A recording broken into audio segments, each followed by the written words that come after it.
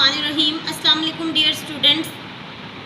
किंगवे group of schools की तरफ से आपको वीडियो लेक्चर्स मिल रहे हैं।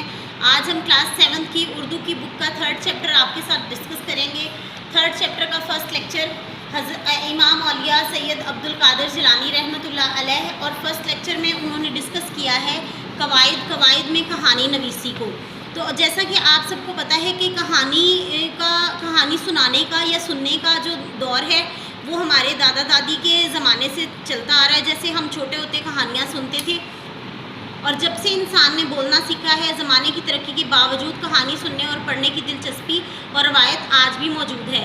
ये और बात है कि अब कहानी, किस्से, अफसाने ये इनकी शक्ल जो है वो ड्रामों और फिल्मों ने ले ली है, लेकिन उनकी भी पहले जो है वो स्टोरी लिखी जाती है, उसके बाद उसके ऊपर जो है वो कोई भी पिक्चराइजिंग होती है या कोई भी ड्रामा या फिल्म बनती है।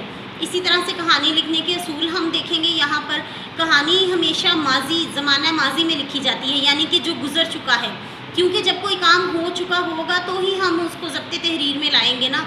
कहानी का आगाज़ दिलचस्प और दिलकश होना चाहिए, यानी कि वो जब हम कहानी स्टार्ट करें तो अट्रैक्टिव हो कि पढ़ने वाले को उसमें बोरियत महसूस ना हो और वो थोड़ी सी पढ़ के ही उसको छोड़ ना दे, बल्कि उसका दिल करे थोड़ी सी पढ़ के वो आगे उसको पढ़ने की कोशिश करे। कहानी के लिए किरदारों का इंतखाब मौजू हो और इनकी बातों में रब्त हो। जितने भी किरदार आप कहानी के लिए चूज़ करेंगे इनका आपस में जो राब्ता है वो अच्छा होना चाहिए, उनकी बातों में एक तसलसल होना चाहिए और उनका रब्त मजबूत होना चाहिए। वाक़यात की तरतीब का ख़ास ख्याल रखें, यानी कि आपने एक बंदे की पैदाइश का जिक्र किया, उसके बाद फ़ौरन उसकी वफ़ात का जिक्र कर दिया, फिर आप उसकी शादी या उसकी तालीम का जिक्र कर रहे हैं, तो ये गलत है। पहले आप उसकी पैदाइश का जिक्र करेंगे, फिर उसकी परवरिश, तालीम का जिक्र करेंगे और लास्ट पे जो है वो आप उसकी वफ़ात के बारे में बताएंगे। इस सीक्वेंस से कहानी में सारे वाक़यात जो हैं वो बताने चाहिए।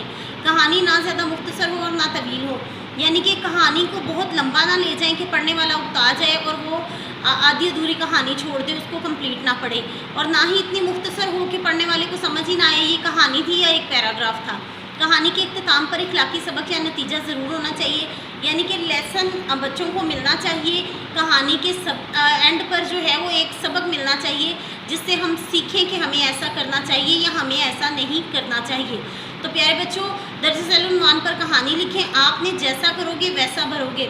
इस उन्वान पर जो है इन सारे पॉइंट्स को मद्देनज़र रखते हुए कहानी तहरीर करनी है और इससे ये जो आपके पास हार्ड फॉर्म में डायरी है, कवायद कहानी नवीसी तहरीर करने के असूल और कहानी लिखें जैसा करोगे वैसा भरोगे, ये दोनों क्वेश्चंस जो हैं ये सॉल्व हो जाएंगे। Thank you.